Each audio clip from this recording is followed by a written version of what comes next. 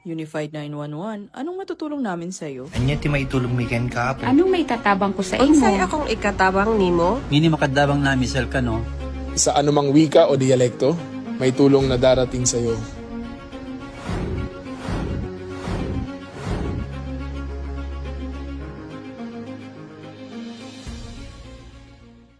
Lilingkod sa bawat Pilipino at magbibigay ng tamang impormasyon para sa tahimik at maayos na Pilipinas. Police News Network, alagad ng batas, tagapagtaguyod ng balitang pulis, sandigan ng mamamayan, patnubay ng katotohanan.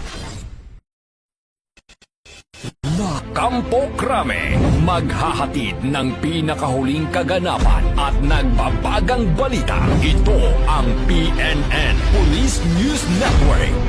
At ngayon, ang inyong mga tagapagbalita. Magandang araw, bagong Pilipinas. Ako ang inyong alagad ng batas, tagataguyod ng Balitang Pulis. Ako po si Patrol Woman Fe Octaviano. Maghahatid ng tamang balita, kwento ng pulis at serbisyo para sa mamamayan. At ito ang PNP News Online. Ang pangunahing balita ng Police News Network, alagad ng batas, tagataguyod ng Balitang Pulis.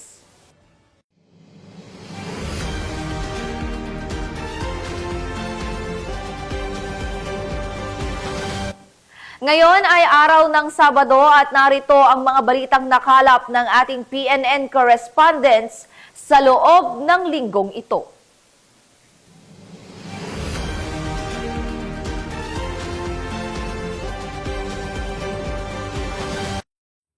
Natayang 2.7 milyong pisong halaga ng hinihinalang shabu ang nakumpiska mula sa isang sospek sa ikinasang bypass operation ng pinagsanib na puwersa ng PNP at PIDEA BARM sa Lanao del Sur. Patrol Woman Judy Ann Alibo sa balita. Nakumpiska ang mahigit 2.7 milyon halaga ng shabu mula sa narestong individual sa isinagawang buy-bust operation ng PNP at PIDEA BARM sa Ampaw, Lanao del Sur nito lamang ikalima ng Setyembre taong kasalukuyan. Kinilala ni Police Captain Khalid Murohom Balt, Acting Chief of Police ng Bacolod, Calawi MPS, ang suspect na si alias Bong, nasa hustong gulang. Ayon sa ulat, bandang alas 3:30 ng hapon, nang isinagawa ng mga operatiba mula sa Bacolod, Calawi Municipal Police Station, 1st PMFC ng Lanao del Sur Police Provincial Office, Regional Police Drug Enforcement Unit BAR, SOU BAR ng PNP DEG, 45th Special Action Company, 4th Special Action Battalion ng PNP SAF, at PIDEA Lanao del Sur Provincial Office ang isang buy-bust operation sa naturang lugar. Ang operasyon ay nauwi sa isang armadong engkwentro kung saan nagtamo ng sugat ang suspect. Nakuha mula sa suspect ang tinatayang 406.9 gramo ng hinihinalang shabu na nagkakalagang 2,766,920 pesos, buy-bust money, isang caliber 9mm pistol na may 10 bala, 6 na fired cartridges mula sa parehong baril, at iba pang non-drug items. Nasa kustudiya na ng Bacolod, Calawi MPS ang suspect kasama ang mga nakumpiskang ebidensya at posibleng mahaharap sa kasong Republic Act 9165 o ang Comprehensive Dangerous Drugs Act of 2002. Tinitiyak ng PNP sa publiko na ipagpapatuloy nito ang walang tigil na kampanya laban sa ilegal na droga habang pinangangalagaan ang karapatan at buhay ng bawat mamamayan. Mula rito sa riyon ng Bangsamoro, ako ang inyong PNN correspondent, Patrol Woman Judy Ann Alibo, alagad ng batas, tagataguyod ng Balitang Pulis. Maraming salamat, Patrol Woman Alibo. Hawak na nga ng mga otoridad ang nakatalang top 1 most wanted person, municipal level, matapos itong maaresto dahil sa kaso nitong homicide sa Zamboanga del Norte. Magbabalita dyan si Patrol Woman Joyce Franco. Arestado ang isang top 1 most wanted person municipal level sa kasong homicide sa isinagawang law enforcement operation ng Zamboanga del Norte Provincial Intelligence Unit, katuwang ang LAZI MPS, Dapitan CPS, 5th SOU Mabuhay SBC at 1st Zamboanga del Norte Provincial Mobile Force Company sa barangay Napo, Dapitan, Zamboanga del Norte. Kinilala ng mga otoridad ang suspect na si alias Bert, 53 anyos, may asawa at residente ng barangay Upper, Complanas, LAZI, Siquijor. Ang suspect ay nahaharap sa kasong homicide. Nasa kustodiya ng Dapitan City Police Station ang suspect para sa maayos na disposisyon ng kaso. Patunay lamang na ang pambansang pulisya, katuwang iba't ibang ahensya ng gobyerno ay patuloy sa pagpapatupad ng kanilang sinumpaang tungkulin kontra kriminalidad na naaayon sa agenda ng gobyerno na itaguyod ang kaayusan at kaligtasan ng publiko, kapayapaan at seguridad na magkaroon ng maunlad na isang bagong Pilipinas. Mula dito sa Zamboanga Peninsula, nagbabalita ako ang inyong PNN correspondent, Patrolwoman Joyce Franco, alagad ng batas, tagataguyod ng balitang pulis. Maraming salamat, Patrolwoman Franco. Aabot sa 2.6 milyong pisong halaga ng pinatuyong dahon ng marijuana ang nasamsam mula sa isang individual sa ikinasang bypass operation ng mga otoridad sa Davao City. Ang balita mula kay Patrolwoman Sheena May Ilagan. Isang malaking tagumpay laban sa iligal na droga ang naitala sa Davao City matapos masamsam ang hinihinalang marijuana na nagkakalaga ng 2,670,000 pesos sa isang bypass operation na isigawa na pinagsanib na pwersa ng mga otoridad sa barangay 76-A Davao City. Naaresto ang sospek nito lamang Setyembre taong kasalukuyan na kinilala sa alias na Jovan, 18 anyos, isang estudyante at residente ng barangay 76-A Davao City. Ayon sa ulat, ang sospek ay pangatlo sa listahan ng mga high-value individual sa rehiyon. Pinangunahan ng City Drug Enforcement Unit ang operasyon katuwang ang Regional Police Drug Enforcement Unit 11, Ecolan Police Station at ang Philippine Drug Enforcement Agency 11.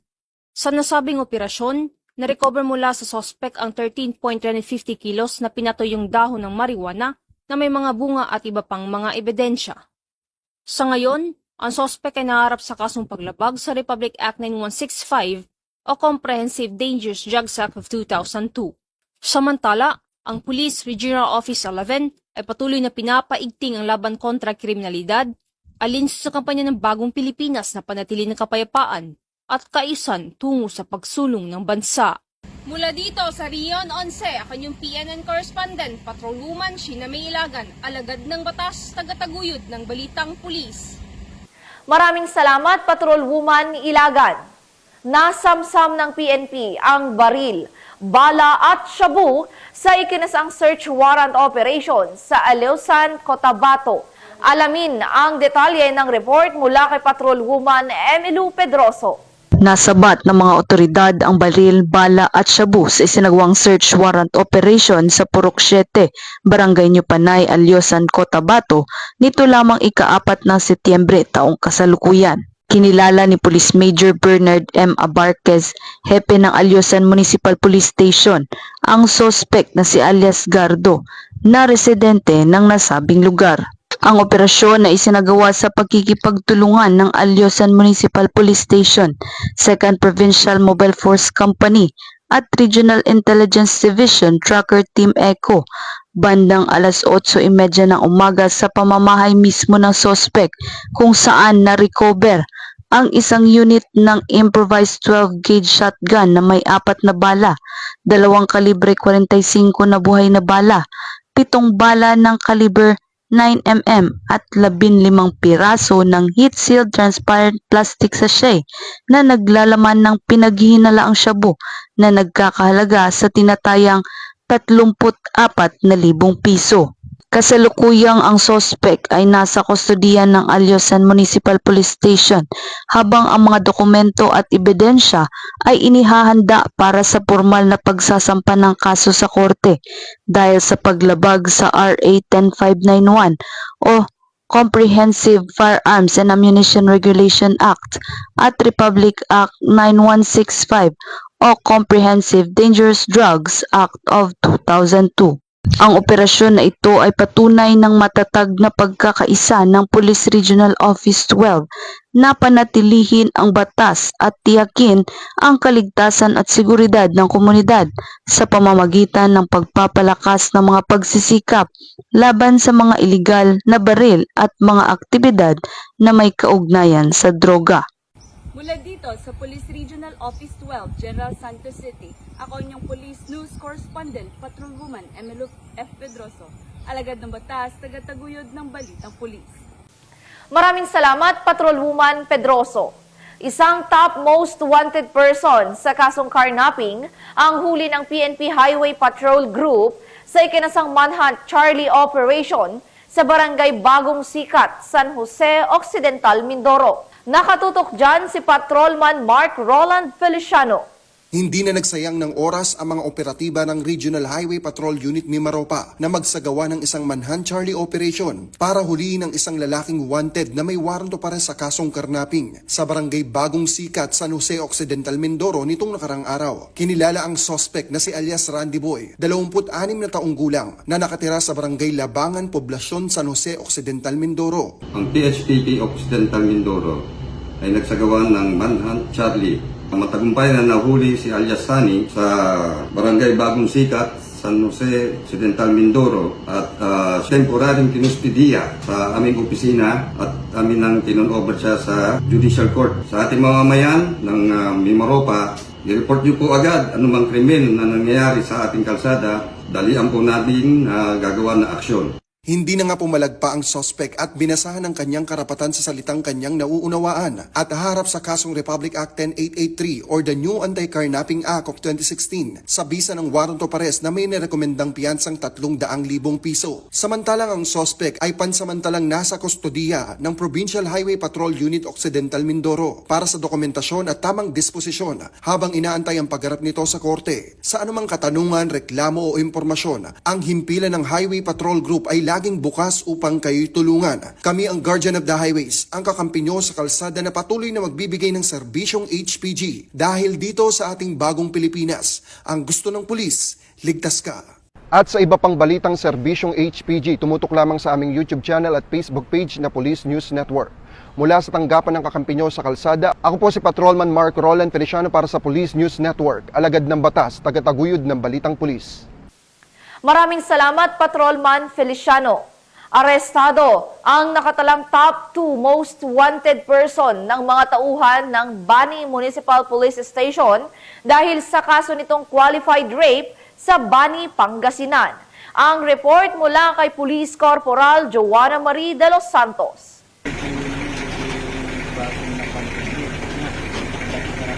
Arestado ng mga operatiba ng Bani Municipal Police Station ang top 2 most wanted person sa kanilang ikinasang manhunt operation sa Barangay Ambabaay, Bani, Pangasinan. Kinilala ni Police Major Dennis B. Cabigat, officer in charge ng naturang istasyon ang suspect sa alias Jinggoy, 38 anyos, may asawa, walang trabaho at residente ng nasabing barangay.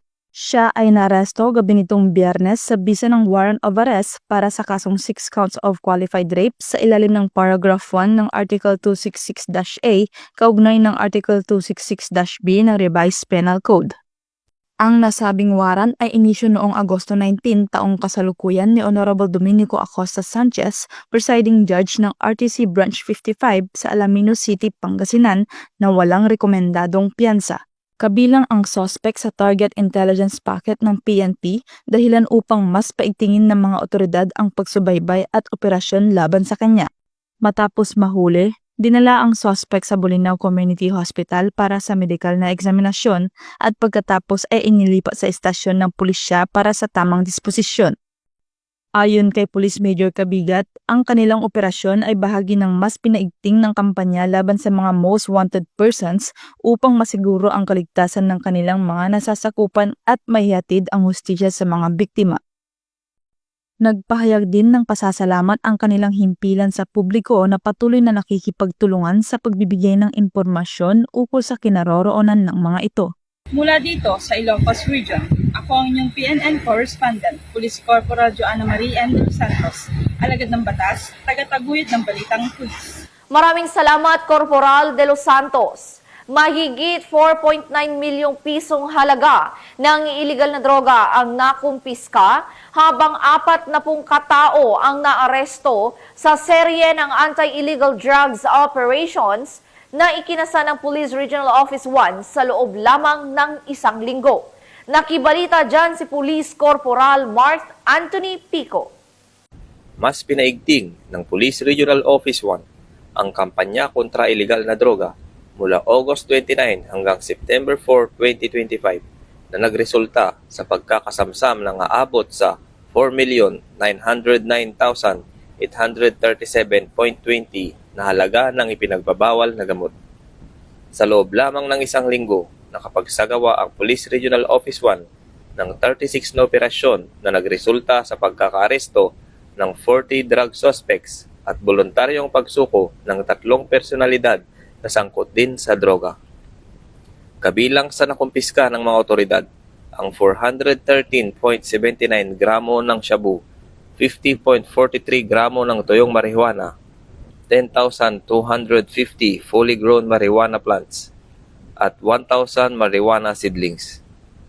Ang walang humpay na kampanya laban sa illegal na droga ay bahagi ng kanilang layunin na tiyakin ang kaligtasan ng komunidad, protektahan ang kabataan laban sa bisyo at buwagin ang mga grupong sangkot sa krimen at karahasan sa buong Region 1. Binigyang diin din ni Police Brigadier General Dendo R. Reyes, Regional Director ng Pro 1, ang kanilang paninindigan. Bawat gramo ng droga na nasamsam, bawat halamang binunot, at bawat sospek na naaresto ay hakbang tungo sa mas ligtas na kinabukasan ng ating mga pamayanan. Hindi titigil ang Pro 1 sa laban kontra illegal na droga. Pahayag ni Police Brigadier General Reyes. Ang tagumpay na ito ay nagpapatunay na ang kapulisan ng Region 1 ay maaasahan, malalapitan at mapagkakatiwalaan. Mula dito sa Ilocos Region, ako ang inyong PNN correspondent, Police Corporal Mark Anthony Pico, alagad ng batas, tagataguyod ng balitang pulis. Maraming salamat, Corporal Pico. Sa presinto ang bagsak ng 3 sospek sa pagnanakaw matapos maaresto sa hot pursuit at checkpoint operation ng kapulisan sa Aritaw, Nueva Vizcaya.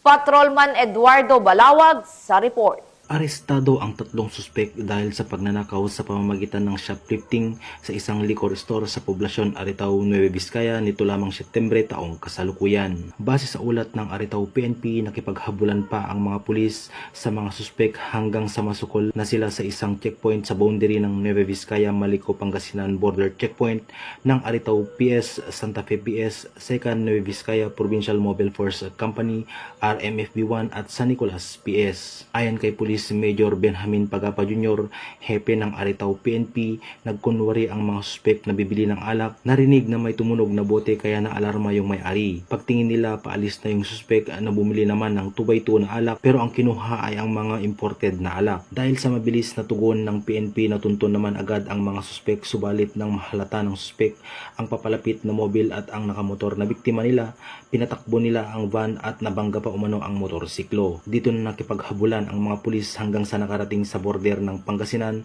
kung saan naharang na sila ng checkpoint. Kabilang sa mga naaresto ang 33 anyos na babae mula Bicol, 36 anyos na taxi driver mula Benguet, 28 anyos mula sa Caloocan City.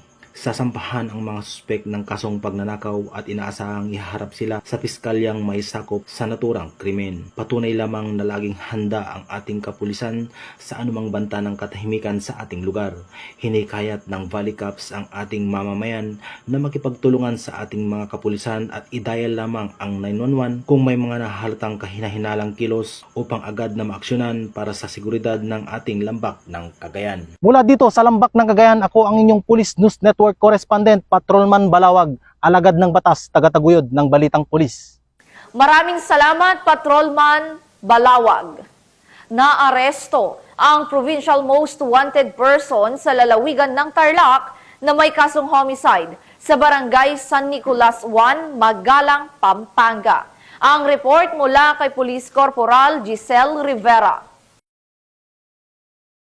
Arestado ng paniki PNP ang isa sa mga top 10 most wanted sa lalawigan ng Tarlac na may kasong homicide na kung saan nahuli sa barangay San Nicolas 1, Magalang, Pampanga. Kinilala ang sospek na si alias Fredo, 63 anyos, residente ng Mabalacat, Pampanga at tubong paniki Tarlac. Siya ay may nakabinbing kasong homicide sa ilalim ng Article 249 ng Revised Penal Code at kabilang sa rank number 9 sa provincial level top 10 most wanted persons. Nadakip ang akusado sa ikinasang manhunt operation na pinagsanib pwersa ng Paniki Municipal Police Station at Magalang MPS. Ang naturang operasyon ay naisagawa sa bisa ng warrant of arrest na inisyo ng RTC Branch 107 Paniki Tarlac na may inirekomendang piyansa na 120,000.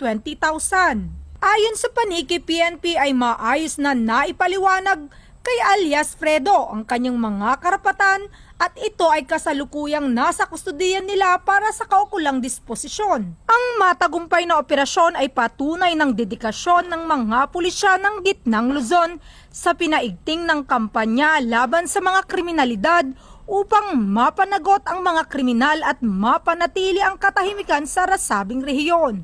Mula dito sa Police Regional Office 3, ang inyong PNN Correspondent, Police Corporal Giselle Rivera, alagad ng batas, tagataguyod ng Balitang Pulis. Maraming salamat, Corporal Rivera. Nasa kote ng San Mateo Municipal Police Station ang 3 high-value individual sa ikinasang buy-bust operation sa Barangay Santa Ana, San Mateo, Rizal. Magbabalita dyan si Patrol Woman Jevie Marie Famoso. 3 high-value individual ang naaresto ng San Mateo Police sa isang buy-bust operation sa Barangay Santa Ana, San Mateo, Rizal. Dakong alas 9 ng gabi, ikinasa ng San Mateo Municipal Police Station sa pakikipag-ugnayan sa PDEA 4A ang buy-bust operation laban sa 3 sospek na nakilala sa mga alias na Dexter, Toto at Mike. Isang pulis ang tumayong pusher buyer at nakabili ng isang sachet ng hinihinalang shabu kapalit ng 500 peso. Nasamsam mula sa mga sospek ang 7 sachet ng hinihinalang shabu na may timbang na 41 gram at tinatayang nagkakahalaga ng mahigit 278,000 peso, kasama ang ilang personal na gamit at buy-bust money. Ang 3 ay mga bagong natukoy na high-value individuals at kasalukuyang nakapiit sa San Mateo Custodial Facility. Naharap sila sa kasong paglabag sa Republic Act 9165 o Comprehensive Dangerous Drugs Act of 2002. Patuloy ang kampanya ng San Mateo PNP laban sa iligal na droga sa kanilang nasasakupan.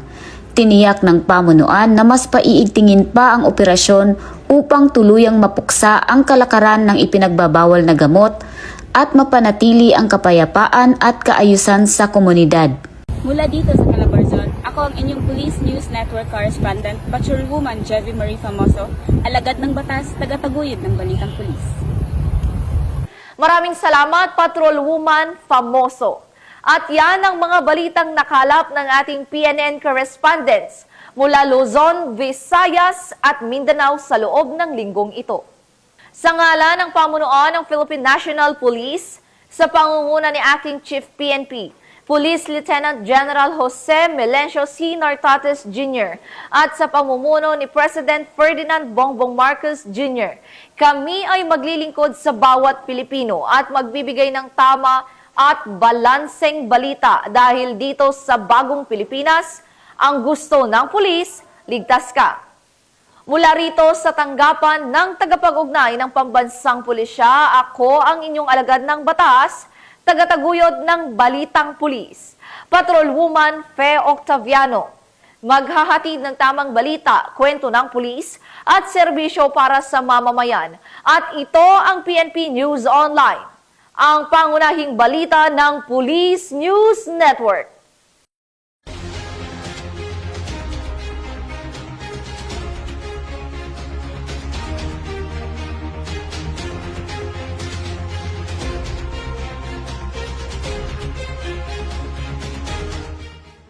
Police News Network, alagad ng batas, tagapagtaguyod ng Balitang Pulis.